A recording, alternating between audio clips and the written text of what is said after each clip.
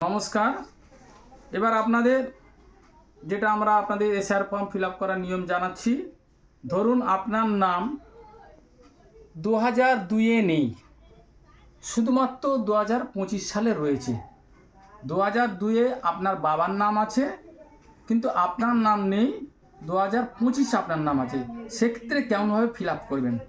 তাহলে প্রথমে এটা যে দেখতে পাচ্ছেন, তাহলে এই প্রথম এটাই জায়গাটায় আপনার জন্ম তারিখ, অর্থাৎ জন্ম তারিখ, তারিখ, মাস, বছর, আপনার জন্ম সার্টিফিকেট, আধার কার্ড অথবা ভোটার কার্ডে যা লেখা আছে আপনি সেইভাবে এখানে লিখবেন, ইংরাজিতে লিখবেন। কোনো কোনো সময়ে আপনার আধার কার্ড বা ভোটার কার্ডের তারিখ, মাস উল্লেখ নেই, শুধু বছর উল্লেখ আছে। সেক্ষেত্রে আপনি কি করবেন না, 1-1 ওই বছরটা দিয়ে আপনি ইংরাজিতে ফর্ম ফিল আপ করবেন। তারপর আধার নাম্বার, আপনার আধার নাম্বার আপনি দেখে দেখে 2025-এ যে নতুন কার্ড পেয়েছেন বা আপনার যে নতুন ভোটার আধার কার্ড আছে সেইটা দেখে দেখে ইংরাজিতেই লিখবেন। মোবাইল নাম্বার, আপনার নিজস্ব মোবাইল নাম্বার ঠিকভাবে লিখবেন ইংরাজিতে। এবারে লেখা আছে পিতার বা অভিভাবকের নাম। এখানে নাম আছে একটা, ধরুন রুম্পা বর। এখানে পিতা তিনার কি মারা গেছেন, তা সেক্ষেত্রে কী করবেন, পিতার নামটা বাংলাতে লিখবেন, ব্র্যাকেট দিয়ে ইংরাজিতে বড় হাতের ওই বাবার নামটা আবার লিখবেন। আর পিতার যেহেতু মারা গেছে, পিতার এপিক নাম্বারটা আপনি নিচে লিখবেন না। আবার পিতা বেঁচে আছেন, সেক্ষেত্রে কি করবেন না, পিতার নামটা আপনি বাংলাতে লিখবেন, আবার বড় হাতের ইংরাজিতে লিখবেন, আর পিতার ভোটার কার্ডের নাম্বারটা এখানে লিখবেন।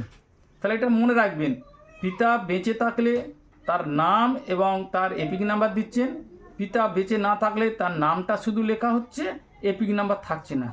মায়ের নাম, মা বেঁচে আছেন, তাহলে মা বেঁচে আছে, আপনি সেখানে কি করবেন না, মায়ের নামটা আপনি বাংলায় লিখলেন, আবার ইংরাজিতে বড় হাতে লিখলেন, আর মায়ের এপিক নাম্বার বা ভোটার কার্ডের নাম্বারটা লিখলেন। মা যেহেতু বেঁচে আছেন, আর মা যদি জীবিত না থাকেন, বেঁচে না থাকেন, তাহলে শুধুমাত্র মায়ের নামটা লিখবেন বাংলাতে, আবার ইংরাজিতে মায়ের নামটা লিখবেন। সেক্ষেত্রে মায়ের কি করবেন, এপিক নাম্বার দিবেন না। স্বামী, তাহলে রুম্পা বর, তার স্বামীর নাম হতে হচ্ছে তপন বর, তাহলে আপনি তপন বর লিখলেন বাংলাতে, ইংরাজিতে লিখবেন তপন বর। এবারে কি আপনার এপিক নাম্বার দিলেন স্বামীর।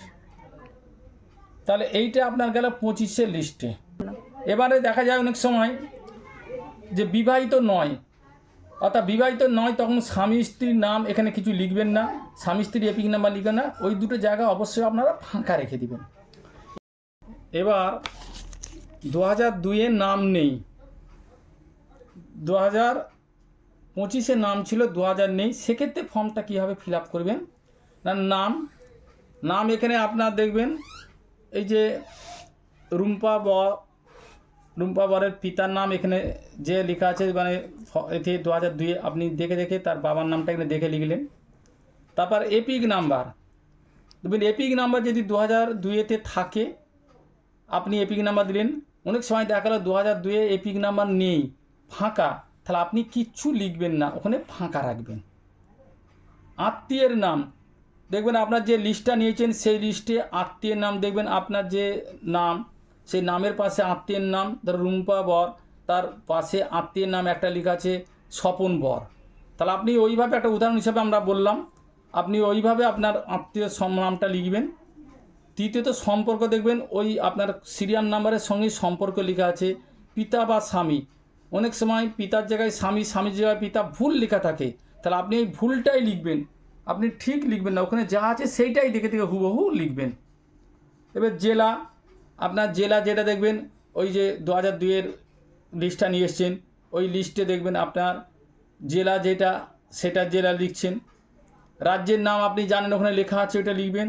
আর বিধানসভা ক্ষেত্রের নাম ওই 2002-এর লিস্টের মাথার দিকে, ওপরের দিকে লেখা আছে 2002-এর, সেই বিধানসভা ক্ষেত্রের নাম লিখবেন।